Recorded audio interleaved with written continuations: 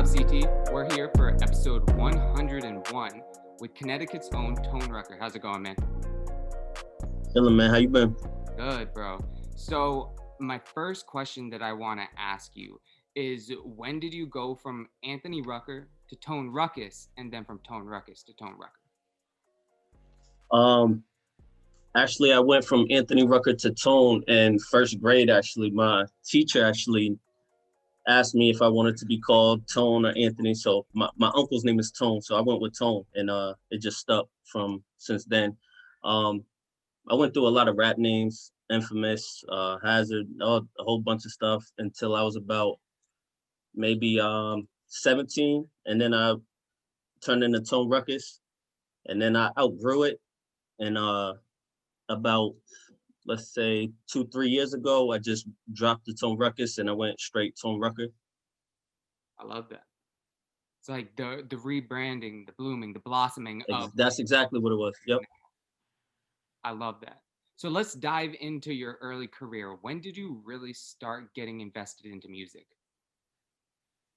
Very early. I was probably I started writing my own stuff when I was about 7 or 8. I would listen to Biggie and Puff and all of that, Mace and all of that, and I got inspired by the whole Bad Boy and Def Jam movement. So I started writing my own stuff, and then I got serious. I was serious in it by the time I was like 11, 12, doing shows. My mom was managing me, so I used to do shows out in New York for DJ Premier and stuff when I was like 12. I did shows at the Guard Arts Theater with Frank Grams. When we was like 12, we had a whole school come out for like field trips and stuff just to come see us at the Guard Arts. So I've been serious for a minute. I would say since about like 10, 11. Damn. And how old are you now? I just turned 30 in August. Wow. So Big 30. what would you say has been the biggest lesson that you've learned from experience over these years? And I'm going to ask you, 1, recording wise, and 2, performing wise. So we'll start recording wise. Yeah. You just gotta find your voice, and you gotta stay relevant, but stay true to yourself. Like, you don't try to copy anybody's sound, but you could like take certain pieces from an artist here and an artist there and make it your own thing. But as far as performing, I would say you gotta keep that energy up. You gotta keep people entertained. Like, that's what this is the entertainment business. When we make songs, it's about entertainment and everything. So when even when you write, like, think about yourself performing the song that you're writing to see, get the crowd reaction and all of that. That's how I think when I write my songs. Sometimes. Something. Other times I'll be Oh, go ahead. Sorry. Other times I just want to say some real shit, or other times I feel violent, or I want to do a song about a girl sometimes. So, it's about entertainment. Yeah, no, I'm definitely going to second that. I remember, I don't know whose studio session I was in, but somebody was talking about it back in like 2018. The fact that they actually wrote knowing that they were going to have to perform that song. So they would like Right. write knowing where their breaths were going to be when they're running on stage. Right. And Yeah, that's important. You gotta know that stuff. Because you don't want to sound stupid running out of breath when you performing and stuff. Or even if I do run out of breath, because I get crazy. I'll jump off the stage and I'm dancing, I'm doing wild moves and stuff. So if I'm running out of breath, I'll purposely take the mic away and I'll just interact with the crowd, dance, get my breath back, and then get back to it. That's very smart, because you don't have, it's like, if you're running out of breath, you don't have to show them that you're running out of breath. Exactly. Or if you stumble over some words, just interact with the crowd, make them not even notice it, and then just get back to what you do. It's that confidence that kind of blinds people from seeing the anxiety. Most definitely.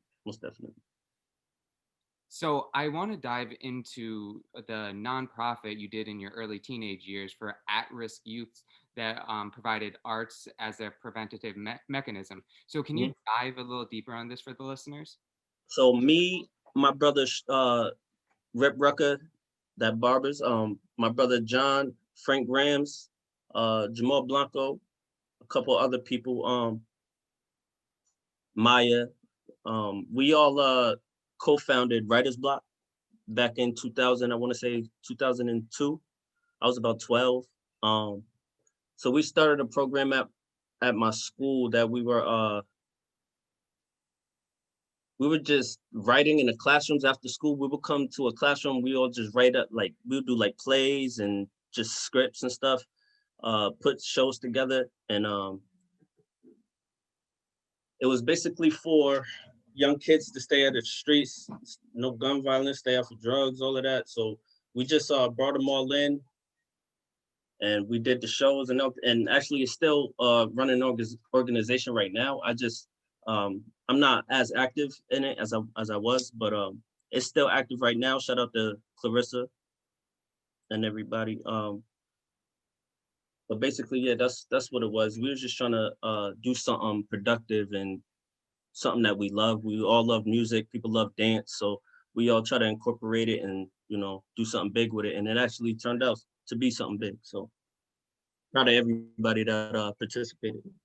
Yeah, yeah, you really hit it right there because of the fact that something like music is very, you could say, hip to the younger generations. They would be more easily pulled into something that is music related than, hey, we got a math club after school. It's Exactly. not the same pull that they have. So the fact that you guys did that at such a young age is honestly beautiful to see, bro.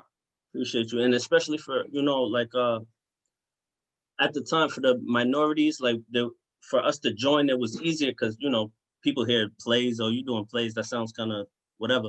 But for everybody to be alike and to do all the same thing together, it was easier to pull in the youth that looked up to us and that are like us. So it did work out. No, that's great. So I actually now want to go into around like the 2009, 2012 era where you were releasing a bunch of mixtapes, and it started with "Who's to Fear," right? Yeah, man, that's probably one of my favorites, definitely. Yeah, let's dive in on it. um, so me and my brothers and a bunch of other artists that we had a group called Goondocks. We were going hard for a while. We used to do shows at Phoenix. We would go to the Wet Bar. We would go to out to Boston, Manchester, all different types of places. So we had Goondocks, and I was basically the forefront of that as far as the artist goes. Um, so I used to grab all the beats I can, and I was actually at this time I was super serious about this. I was like, yo, I gotta make it. Like I gotta do something with my life, and so I grabbed a bunch of beats that were popular at the time, and I was just doing straight freestyle. I was basically taking the beats and then making the songs mine. Hmm. And I did that. I did the Who's the Fear. Then I jumped into Face Your Fear, and that was basically the sequel. But that one blew Who's the Fear out the water. That one did crazy numbers. Then that's actually my favorite. But the people's favorite is the third one. That's Poetry and Emotion. That's when I grabbed all the 90s beats, and it was more of a soulful mixtape. That tape it's kind of spiritual because when I wrote it, it didn't take me as much effort as the other ones did. I felt like everything was just flowing, like the words were just hitting the paper. Like it was an easy take for me, but it was like the most vulnerable, and it was the most it was me being me on those tapes, and you could hear it. It's like those songs came from the soul. So that's the people's favorite. Then I did $1 Million Mind after that. That was more up tempo. That was more for the streets basically. Hmm. Uh, um, then I linked up with DJ Bankrupt, and he's from out of Canada. I linked up with him, and we did a mixtape together too. But it was more like a compilation tape. Then after that, I had to take a hiatus. Life was getting in the way. Hmm. Um, so What age basically, were you at this time? say that again. What age were you at this time? Were you around 20s? And Yeah, I dropped Who's the Fair when I was 19, and $1 Million Mind came out by the time I was 22. So I dropped 4 mixtapes and within about 3 years. goes back to the consistency we were talking about before we hopped on this, bro. Yeah, man, it gotta be consistent because that's how I get my following. And the funny thing is, like, I know you have the New London show after this. I'm gonna tune into that too.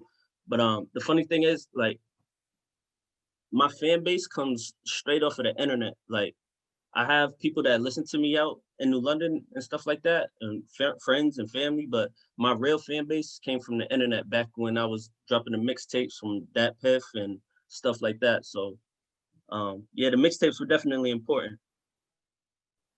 What I want to ask you, since you've been releasing music over what you could consider decades, what has been your opinion, your strength towards streaming versus well, I mean, still DatPiff was streaming, but you know, the modern day age where you can just go on DistroKid and your music is up everywhere compared to before.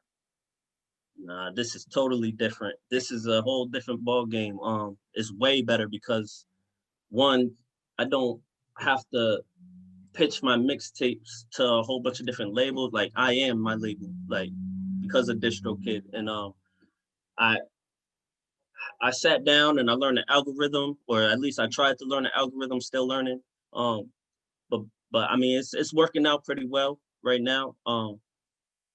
But as far as back when I was on that Piff, I would have to really put in crazy footwork to pass my mixtapes out. I would go out to Prague and I would go to Boston and I would just pass out mixtapes. We selling them or doing whatever we got to do. And social media made that look a lot easier for me. And Spotify is definitely my go-to right now. Even though I don't know, we got a little discrepancy between DistroKid and Spotify right now. I don't know if y'all got DistroKid as a distributor, but a lot of people got their songs taken down because of fake streams and stuff.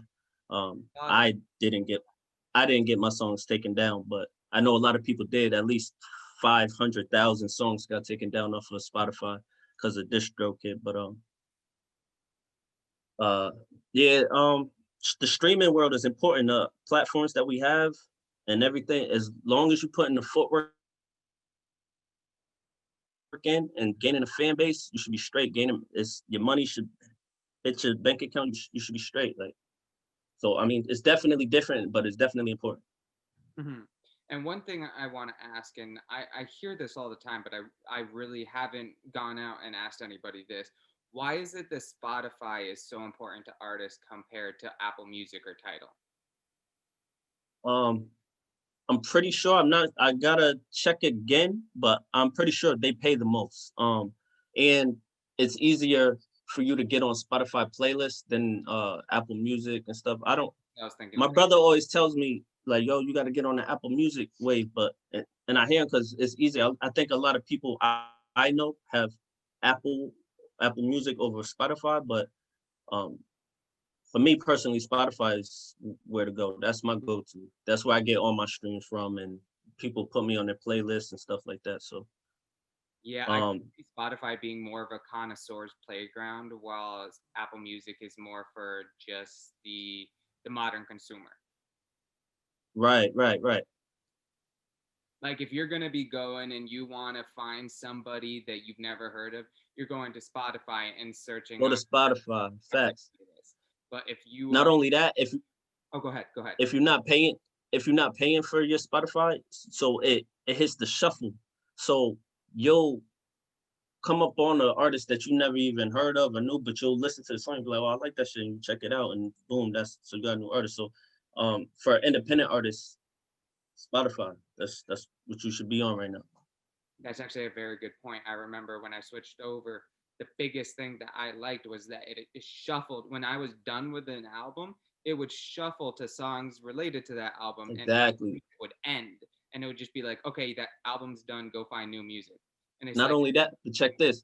They if a song makes if a song feels like happy, mhm, they'll push you to like songs that have that same type of energy. Or if you want to hear a sad song, or if you just listen to a sad song and you press the like button, they'll like push you towards that type of energy. So that the algorithm is crazy on Spotify. The way that they present the music to you is crazy. yeah, that makes sense. And I just remembered it was Tidal that is the one that pays the most. But I agree that Spotify is the one that has all the benefits with playlisting for independent artists. Nah, you definitely right about that. It is title. It is title. But I think damn, why ain't people on title? I think title I is have all these questions, and since I'm not an artist, I haven't gone to like Spotify for artists yet, or like actually look from that side. But from the consumer side, I just kept on hearing Spotify, Spotify, Spotify. yeah. Nah, you because I've been studying this for a while. You definitely right about the title, but I don't know why. Maybe the consumers aren't on title that like That's that. the thing. It's like, you know, when you have I don't, these are just hypothetical numbers, but when you have 1 million people on Spotify versus 200,000 on Tidal, yeah, you could get more per stream on Tidal, but you Exactly. get more streams on Spotify. Exactly. Facts. So that's Yeah, yeah, yeah. That makes sense. I they're all the same amount of money. You know what I mean? I think they're all $10 a month for non-students. So it should be like distributed out equally, but I guess it's all about the user interface and how people feel. Like I'm probably not gonna leave Spotify because I love how it looks, Yeah, yeah. Nah, that makes sense. It's all yeah, marketing is crazy. right? Yeah, Yeah. bro. So I wanted to. I don't know if you want to dive any deeper into the stuff you did with Duff Records and with John Duff, or if you want to leave that out. It's all up to you. Um, I mean we could keep it short. I had a deal on the table with Duffs Records out of Eureka, California in 2013. I actually still have the contracts. I never signed them. I have them somewhere. Um, it just didn't feel right to me, and I had my big homie Bones basically managing me. He wasn't managing me, but he was like a investor. Like he put me like those mixtapes wouldn't have came out if it wasn't for my boy Bones. He put up the money for the studio, the artwork, all of that. So shout out to Bones and Jay Fresh, my brother Jay Fresh. But me and Bones was looking over the contract and it just didn't feel right to us, so we skipped over it. We are hoping for, you know, a bigger contract, but that didn't end up happening. So luckily, Spotify and we got DistroKid and all that extra shit. So, Thing is, but yeah, that's basically what happened. I had an offer, but I skipped that over. yeah, and a lot of people talk about how back in the day it almost seemed like the gold mine to just do it, but now everybody is getting a little bit more hip to what the contract situations are and what you really sign yourself into. So I'm glad to hear that. That's exactly why I've been hit. And my cousin actually signed a deal, and he got stuck into it for a while, and I actually don't even know his situation right now, so I don't want to speak his name or whatever because I don't know his situation. But he got he signed into a deal, he got stuck in it, and that's what I've always been against that. No, facts, seriously. Because you want to blossom as an artist on your own time. You don't want anything pushing you to do it any faster, slower. It should be on your pace. And I want 100% creativity. I don't want nobody telling me what to put out, and I don't want nobody writing for me. I mean, I write all my own stuff, and I'll write for other people. I don't knock artists getting their lyrics written for them. Um, I mean, you shouldn't get 100% of all your lyrics written for you, but if somebody has an idea or whatever, a couple bars, I'll take that into consideration. But I don't want nobody writing my whole stuff and telling me this is the song you're gonna put out and stuff. And that's what the labels do. You're So gonna market it, like, yeah. yeah, yeah, no, I'm not with that. Like me, so I write my music. Me and Zako do the beats. If it's not me on my beat, it's Zako. Um, I do my artwork. I mix and master myself. Like it's all in house. And even with the features, like yes, everything's in house. It's just we just all trying to stay stay focused. We all got the same goal. So we trying to push each other for the for success. And that's really important because you doing all that, if you really think about it and you budget a project out or budget a string of singles, you're gonna see that dollar sign keep going up and up and up. But if you're able to Hmm. be that guy that cuts off 100 there, cuts off 200 there, and then you start realizing like, oh, if you can just do everything, it really comes down to just you already paid for everything and you're just moving forward. Bro, if I knew how to shoot my own videos and cut them, I would be going stupid right now. I gotta like I could only learn one thing at a time, and right now I'm on stocks right now. Like the music, I'm still doing music. I got a bunch of music that's gonna come out this year, but I'm on stocks heavy right now. So like I sit back and I learn. I try to learn certain things one at a time. So after stocks, maybe I'll get into the videos and stuff. But I got a lot planned. I got a lot I want to do. Like I want to do movies. I want to write books. All of that shit. So it's not. I mean, I love music. It's all about music right now. But I take that back. It's not all about music right now. I love to do it, but I have a bigger purpose. I think.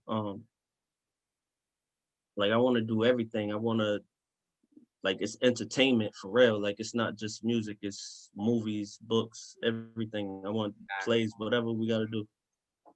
And You know. it goes back to what you were doing back in your early teens, going to show that it's not just music, there's more to this, and like you said, it's entertainment, and it really goes Right. beyond that. And the fact that you got that boss mentality, that it's like it's Yeah. not just like, yeah, we're talking about the music right now, but it's like, all right, what else? And you are seeing what else, and that is key where you are.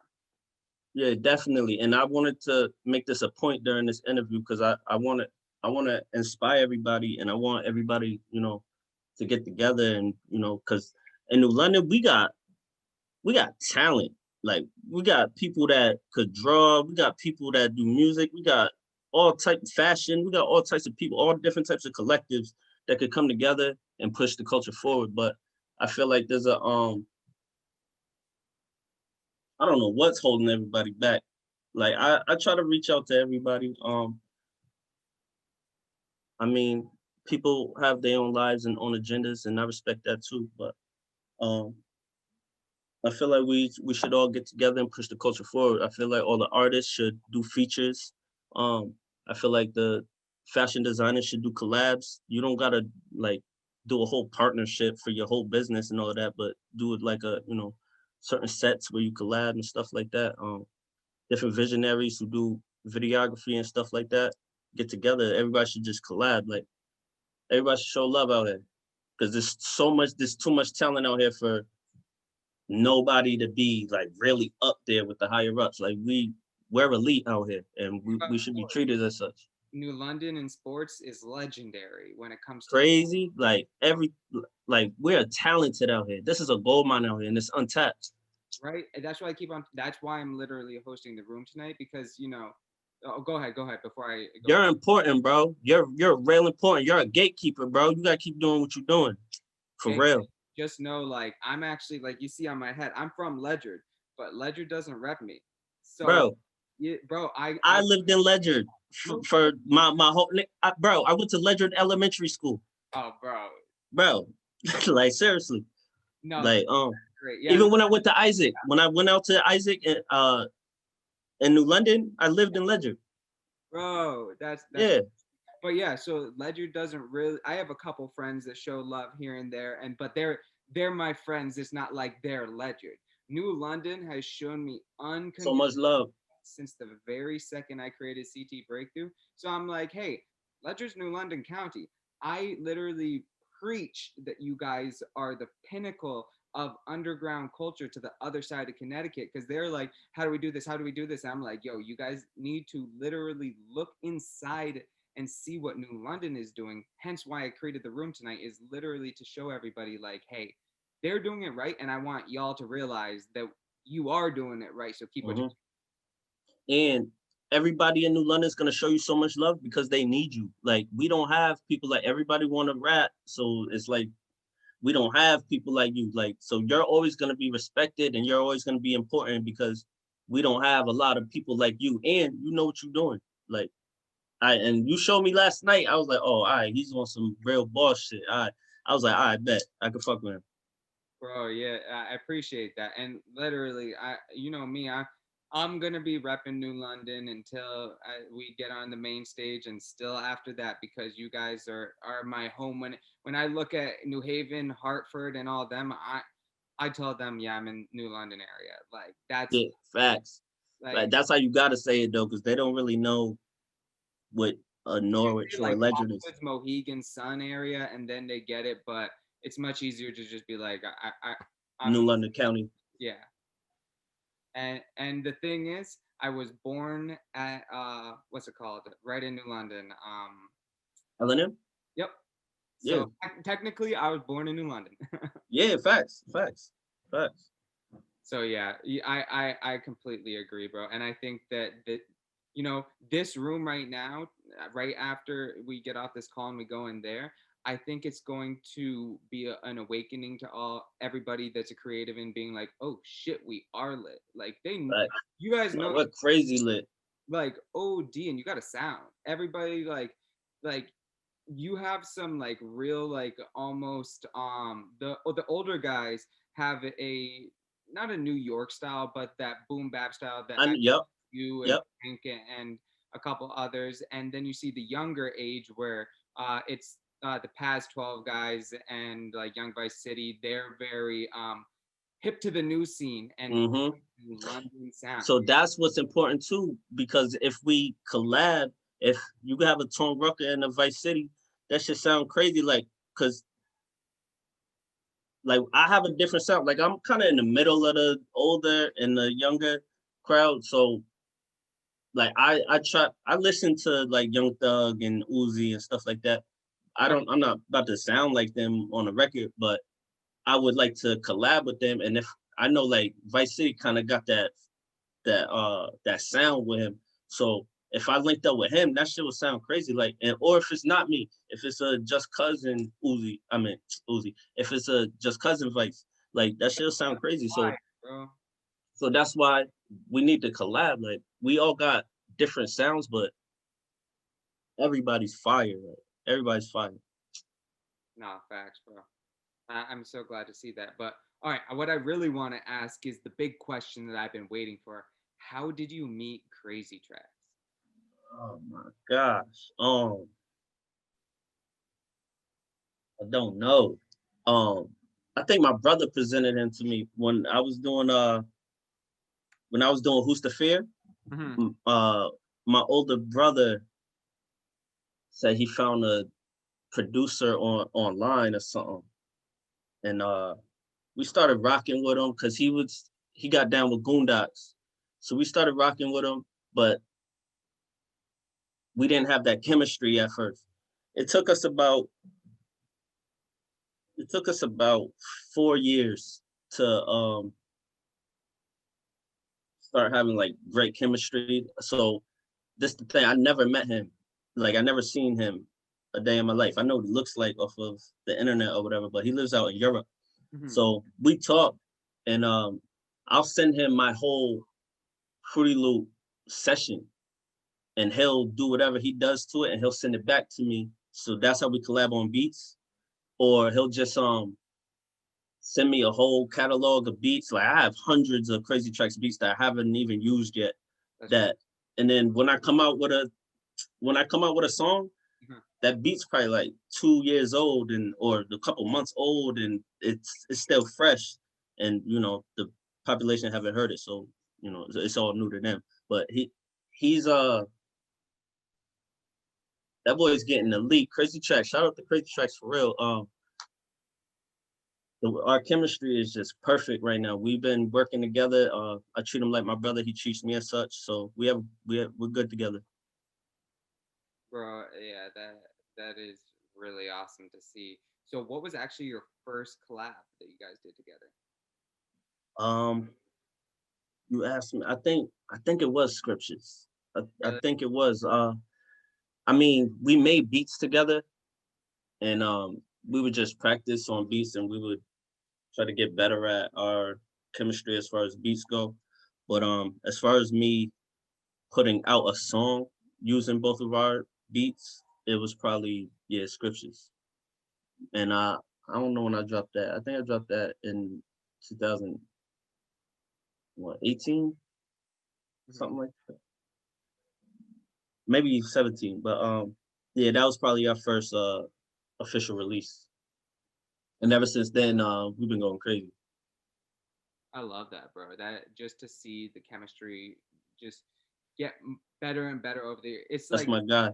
it's I hate saying this reference now because it doesn't make sense because the Brooklyn Nets are now a brand new team, but Yeah, like the old 2018 Brooklyn Nets when they kept on getting more and more chemistry to the point where then they got the big superstars. But you know that team yeah, right before they got the superstars, that was just a bunch of dogs. Or like the Clippers when they before they got Kawhi and they were like the 4 or 5 seed and almost knocked the Warriors out. It's like bunch of dogs, and that shows uh-huh. what chemistry can do. That's the whole hard work beats talent. When And it takes time. It takes time and patience, and that's it. Like time and patience and persistence. You just got to keep going at it and working together, and you'll get there. exactly. Okay, dope. I want to dive into some of these older tracks before we get into the 2020 songs. Just whatever comes to mind when I say the song name, whether it's a little a story that goes behind the making of it, or just like uh the actual release and like how if there was a funny moment when you guys released and you celebrated, blah blah blah, whatever. So the first one I Mhm. have is back in 2016. You did a remix to the So Gone challenge. Oh shit. Okay, okay.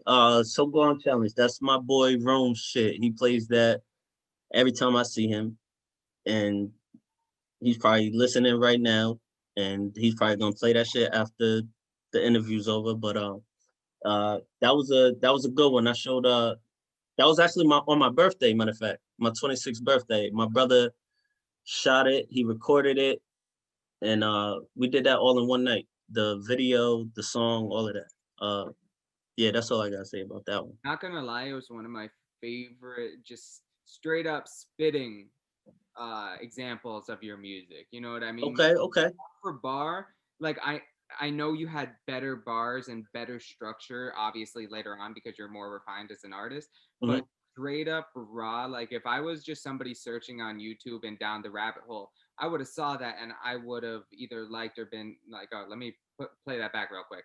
Let me Bet. Word. Appreciate you. Horse. All right, now we're gonna jump to Obsession, and that was with Mars, right? Yeah, yeah. Shout out to Mars too. That was uh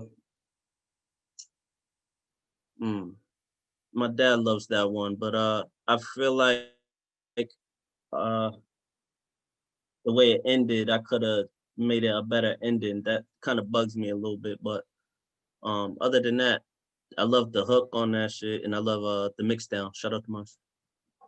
Nice. Okay, and then I got two tracks, and they're both with Blaze Rex. There's Chasing and then Amends. Um, Chasing's the one. That's just fire. Shout out to Blaze. Um, every time me and Blaze get together, it's gonna be a fire track. So expect more this year. I got something.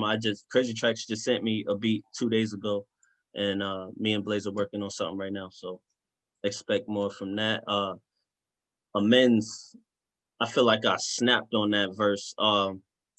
My words is crazy on that shit. Y'all need to go listen to Amends. Definitely. Pause the video now and go check it out. Facts. Do that after. Stay tuned, but listen to that shit after. Yeah, right. All right, but what I really want to know is when you were going into 2020, and let's say it's December 2019, what were Hmm. you telling yourself that you needed to do differently going into the new year? And then what did you tell yourself now going into this year? All right, so in 2019, I was planning 2020. I was planning my releases. I had pretty much all my tracks that I released in 2020. I had them already, um, but I didn't have them recorded. I started recording with Frank in about March. Then I just started pushing them all out. I had uh I had 3 tracks that I dropped on Valentine's Day for the girls or whatever, but those were like tracks I already had in the stowaway. I probably wasn't ever gonna even release them, but then I decided to release them. Um, and then I just had a whole bunch of tracks that I knew I was gonna push at least once a month or once every 2 weeks, so I can. And that's how I started gaining on some momentum on Spotify. But for this year, I didn't plan it out the same exact way. Um, I don't know when my next release is gonna come out, but it will be pretty soon. I re-released a track from 2016 about a week ago called "Don't Act Stupid" featuring Johnny J Fresh the Journey, my brother. Hmm. Um, but I got a bunch of music in the stowaway, and I'm still writing, so I don't know what I'm gonna drop next. But you'll hear something soon, very soon. Me and Frank will be in the lab soon. Love that. Okay, dope. So, since we're talking about 2020 in the first place, I just want to go through a couple of tracks that really stood out. But before we do that, I want to talk about a track that you re-released, I'm pretty sure, which was Colombiana, right? That was Okay, yeah. originally released in 2017 with a video, but then pushed back out in 2020. Right. In fact, I encourage all the other artists to do that too. If um if your music wasn't on all streaming platforms such as Spotify, Apple Music, Google Play, Amazon Music, Deezer, Tidal, everything like that, I encourage you to re-release your music and put it out because not everybody didn't hear that song or whatever. So you want to have access, and even artists like Drake. Drake just dropped the what was that, the Care package that he dropped, Yeah. and it had all his older songs on it that wasn't on the streaming platforms. Um, those are songs that the consumers love. So I don't know who actually, I get a lot of feedback on Colombiana. Everybody loves Colombiana, but um, everybody didn't know how to find it, so I had to re-release it so everybody could have it on their streaming services. No, that's actually very smart, and that's a great point because I remember it was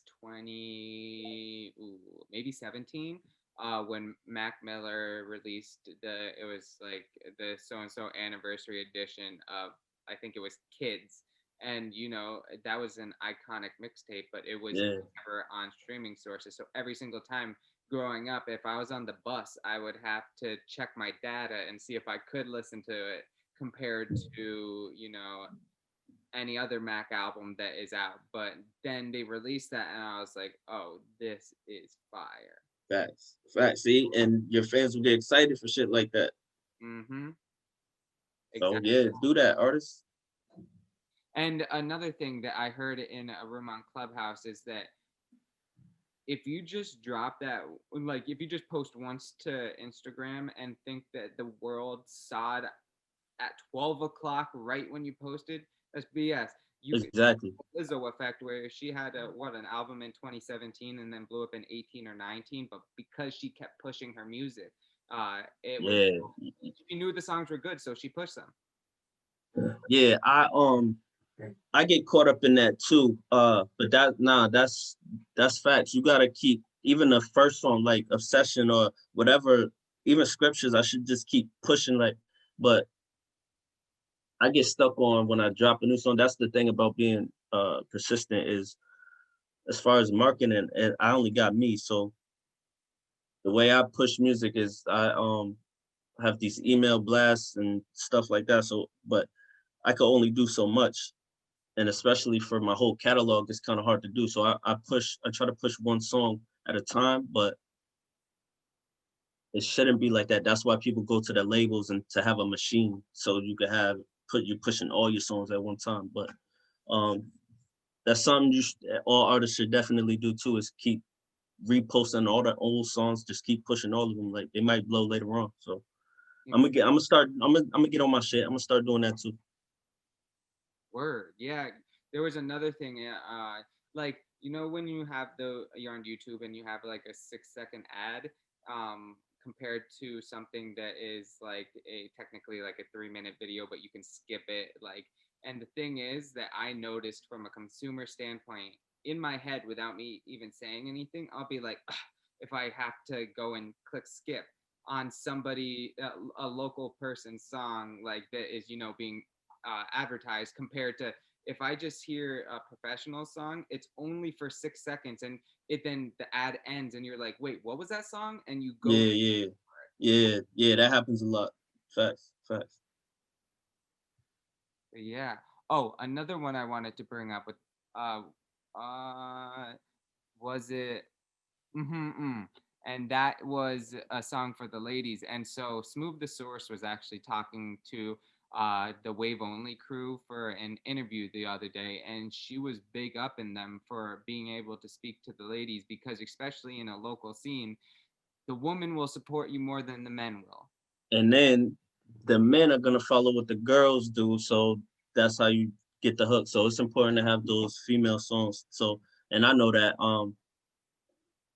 and I always try to do like the female songs. I like doing those type of songs. I like to try to broaden my topics. I mean, there's only so much you can talk about. I don't consider myself like a conscious rapper, but you know, you gotta have the songs for the ladies to appeal to them. Those are the people that will purchase your music or buy the merchandise or buy uh concert tickets and stuff like that. And then if they're purchasing that, the male, they're gonna all do that too because they all want to be where they're at. So that's how that works. Facts. Oh, and another point I wanted to bring up. I know I'm going back to something else, but I saw that video the other day of that Bust It song being performed like a couple months back, and nobody was like rocking with it. Like everybody was Mm, sitting there, and then now it's like the number one song trending worldwide because of a challenge just going around, and it just shows, hey, keep pushing it. Even if they facts, support you, as soon as the world does, they will. facts. Those challenges are important too because those make the songs blow up. Like if you could get some, like it's just a marketing strategy. If you could start, I don't dance, I don't know how to dance, but if I could, I would.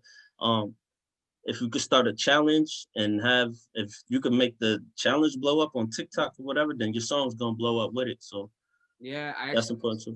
there was an artist. Let me see if I can find it. His name, I don't know if you know, is Don Zop. He's out of Middletown, Connecticut.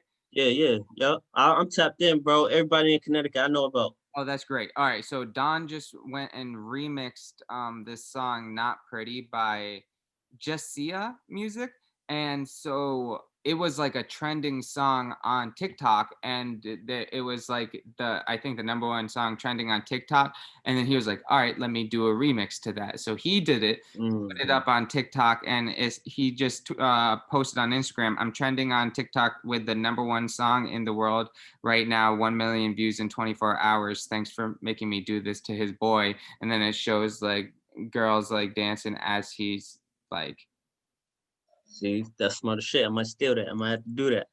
That's smart as hell. hey, TikTok is literally like you go into all these rooms on Clubhouse and then you realize TikTok is truly like the next big thing for music marketing. I was sleep on TikTok for years. Like I just got into it a couple months ago, and I'm like, oh yeah, this is the shit. Like I learned, like I said, I'm into the stocks. I learned mad shit on stocks about stocks on TikTok, music, just health stuff, just all different types of stuff. TikTok is where it's at, definitely. No, facts. Especially for music too, because like I said, you just make a challenge or whatever, and that if that shit go viral, your song's gonna shoot up like that, and everybody's gonna check your Spotify, your Apple Music, and you be straight. Seriously, yeah. I was talking, I think it was in the room earlier. It's like if you can, you're not gonna get me to watch a 2 hour video on somebody I don't know. But if I watch that 6 second TikTok on somebody that was dope or that Yeah, they smart for that. good, then I'm gonna go watch an interview or go watch their full music video or anything because I had that 6 seconds of being like, wait, actually, I do kind of like that, and then redirect my energy to like diving into it a little bit more.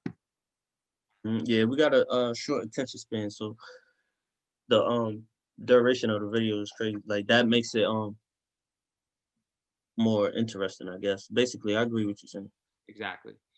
Okay, there is two more songs I want to bring up before I get into the last couple of questions. I want to bring up intuition. So, how do you use your intuition on the daily?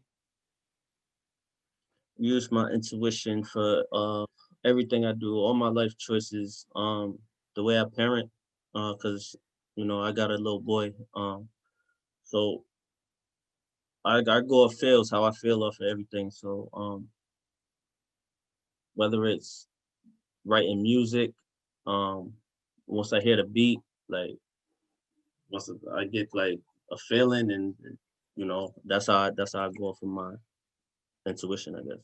I love it. Okay, and then the last song was Foolish Hearts.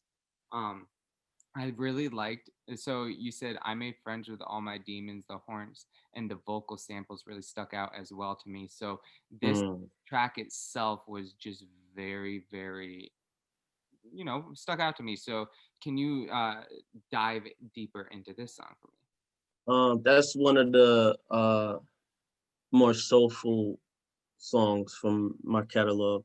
Uh, CrazzyTrackz killed that beat with the horns and all of that, and it's Bryson Tiller used that sample too. And I think Exchange, Okay. his song is. Um, but yeah, like I said, off the way that beat sounds, like it just uh, I had to tap into a different type of feeling. So that's how that song came out, and I made friends with all my demons. That's more like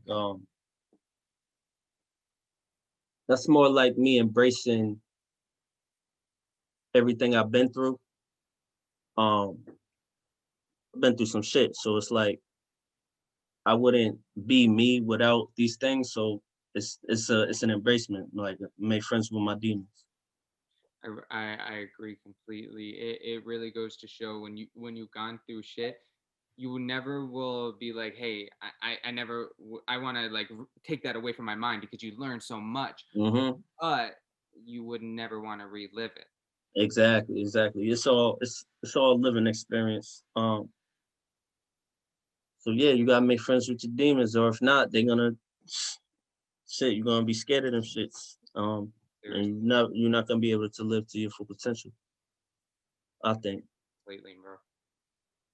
Okay, so how about this? This is a make you think question. If you could collab with any artist and producer, dead or alive, who would they be and why? On one track, Mainstream. mainstream. Ooh, I mean, definitely Drake. I'm not gonna say Drake though. I would do Future. I Mm, I, lo- I love Future's energy. I always love Future's energy. So I will collab with Future. And as far as a producer, I would link up with mm, I would probably need a I would probably need a Metro Boomin beat. bro, I'm Definitely. just going back. Um, what's the project with Uzi, Lil Uzi Vert versus the World? Oh my God! When Yeah, I yeah. And listen to I, that I heard about you ever heard about DY?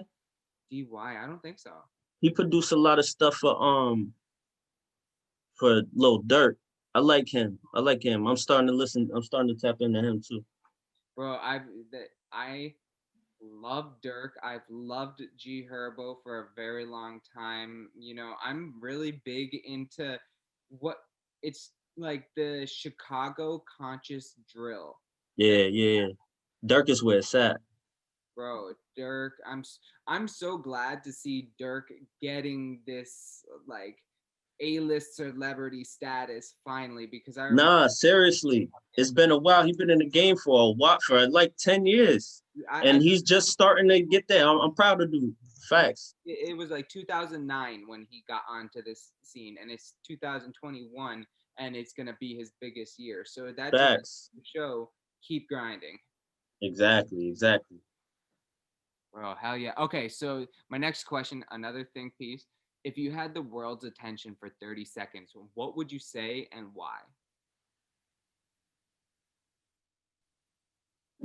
um, definitely, like we just said, keep grinding. Always try to wake up and think about the future.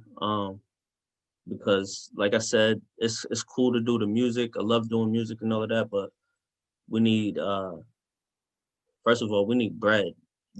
We need to secure that bag. We need to take care of our families. Um, so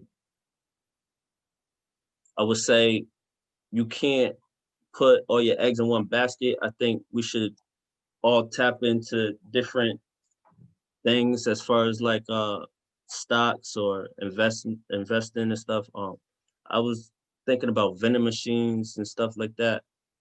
Just different ways to earn income and passive income at that, or residual income. I'm big on that right now. So I'm just trying to tap in with everybody in this. I'll say don't be scared to learn from other people. I know I get prideful sometimes, or I used to get prideful about, oh, I don't, he might know more than me, so, but I don't want to talk to him because I might feel inferior or whatever.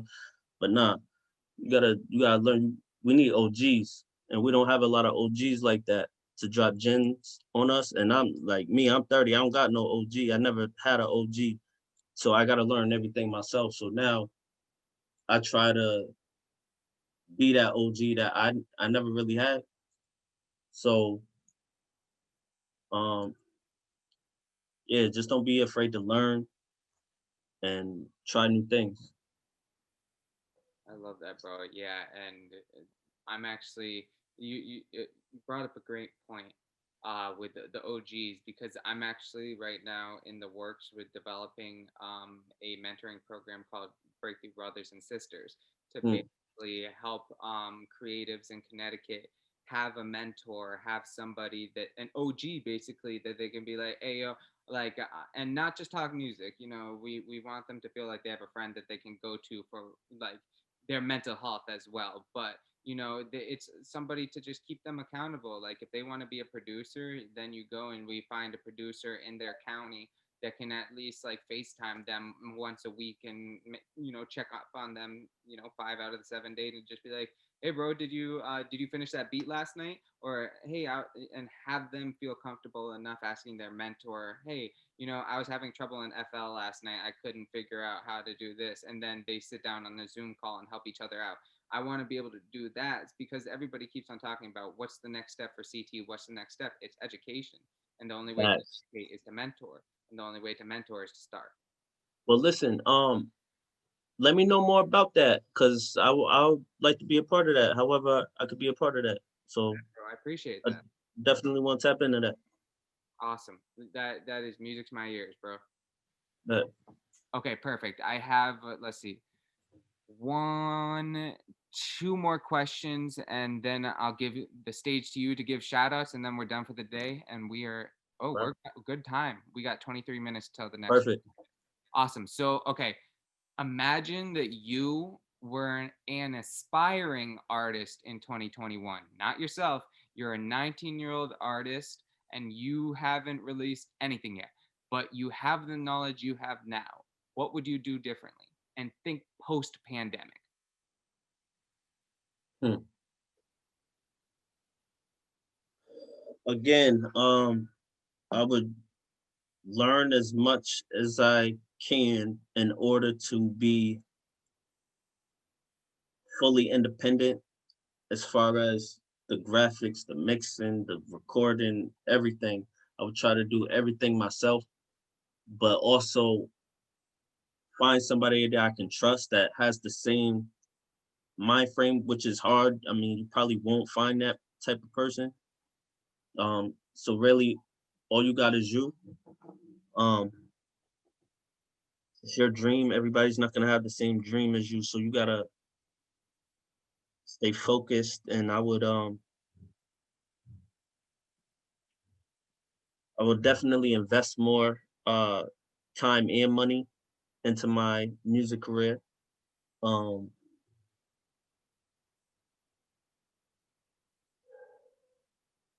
Damn, if I was 19, that shit would be so great right now. That shit would be perfect right now. If I had the same mind frame, I would definitely do more shows, go out more. You gotta travel more. You gotta network.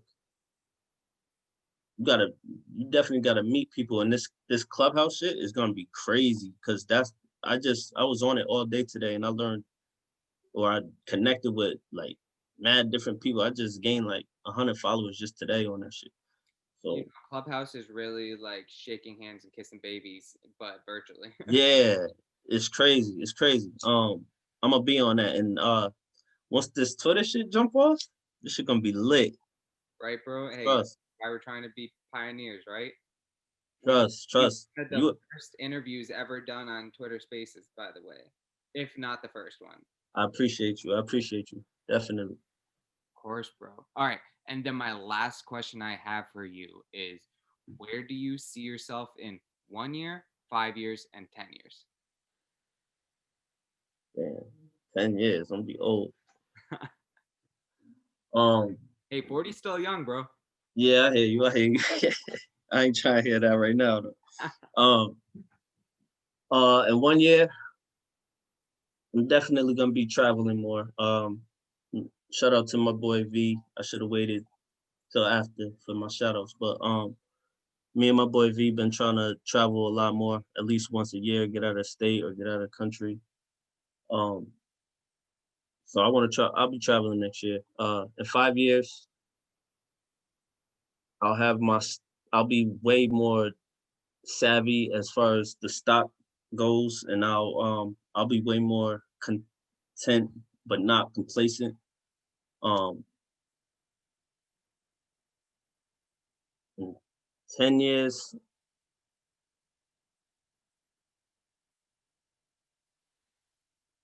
10 years, I'm trying to be rich. I'm trying to so I got a lot of work to do now that I'm talking about it because that's it seems like it's far away, but that's really around the corner. Um, so in 5 years, I definitely got to get the stocks together or have something business wise, or we need to be gaining a residual income. So in the next 10 years, I could set myself straight to where I can be able to set something up for my son. I love that, bro. Yeah. How old will your son be in 10 years? In 10 years, Yep. damn, my son will be 15 in 10 years. Oh, you'll be having a teenager with you. Oh man, yeah. Well, I don't know. He a wild one. I'm surprised he ain't busting here trying to get on the screen already. Hey, That boy, he be that boy be tripping. I'm actually going to ask you one last question because of that. So, how has being a father um, and being an artist hand in hand kind of hindered, helped each other? It's crazy because it does hinder and help because it expands my mind to where I got to be on my shit, but I can't be slacking because I so I have my son full time too at that. So he's with me all the time. I gotta do this. I gotta play with him. Like he wants to do everything. He wants to go outside. He's real. Um, Interactive? yeah, there's the word. There's the word right there. So he wants to just do everything. He wants to spend all his time with me, and I'm like, damn, I love my. I got to do all of this, but I'm trying to do my own thing too. So it kind of hinders me to where I can't go out as much and interact with people. But it's COVID anyway now. But I mean, he's 5 now, so I've been dealing with this for a couple years now. Um, Any advice that you have but to new parents coming in, trying to man, the music scene? New parents. You fucked up. You had a kid, man. Nah, shit. Parenting comes first. Always, always family first. But if this is really your dream and this is something you want, then I mean, you'll find a way definitely to make it work or at least to have balance. Word, 100%. Yeah, I have utmost respect for all you parents in the entertainment industry because I understand how grueling this industry is, and I can only imagine when it's you plus one, or plus So two, or plus yeah, three. yeah, yeah. I mean, I only have one. You got any kids? Nah, yeah, bro. I'm I'm All right. I'm, I'm only 22. I'm Ah, young. yeah, yeah, yeah, yeah. Don't do all that. Don't do all that. You know, me and my girl, we're kind of at that stage where we're like, we've been together for years. We're like, hey, we want to enjoy being adults, and we know it'll come. We'll just wait till we're like 30 something. Yeah, you're in your early 20s. You gotta enjoy that. Definitely. Cause I mean, life goes quick. So enjoy yourself while you in your early 20s. Stay in the present time. Don't worry about the future. Don't worry about the past. You be straight. Literally, that is what I've been really like looking into like Taoist philosophies, and one of the biggest things that I've been seeing with my studies is that all these gurus are saying that really the whole point is to just be present, Hmm. period, like nothing else. It should just be present because when you aren't worrying about the past or thinking about the future, you can actually live life. So you went to that. You went to that type of shit, like meditation and stuff like that. Sir. You read. Yes, sir. I might have to fuck with you because I be trying to expand, man. Like real shit. Oh, I'm gonna send you some of my library after the New London call. Just Yeah, yeah, yeah. and we'll, bro. But I I'm gonna be tuned in for that too. Bro, I bet I literally I could say I love the whole music stuff, but I would love to just sit down and talk for hours about mind, body, spiritual. Like I'm not religious. Yeah, yeah. Me I don't neither. knock I don't knock religion, but at the same time, I'm very spiritual and I take pieces. I steal like an artist, but for religion. I like this piece from there and this piece from there, and it's like it's really cool to just see the universe, and that's Yeah, yeah, yeah, yeah, yeah. I might have to tap in with you. oh yeah, bro. All right, but I digress. I'll give you the floor. Any more shout outs before we end today's interview? Man, shout out Zako. Shout out J Fresh. Shout out Bone. Shout out my boy V. Shout out my girl Dom. Shout out my son. Shout out Rome. Cynthia. Shout out Ryu. Shout out Blaze.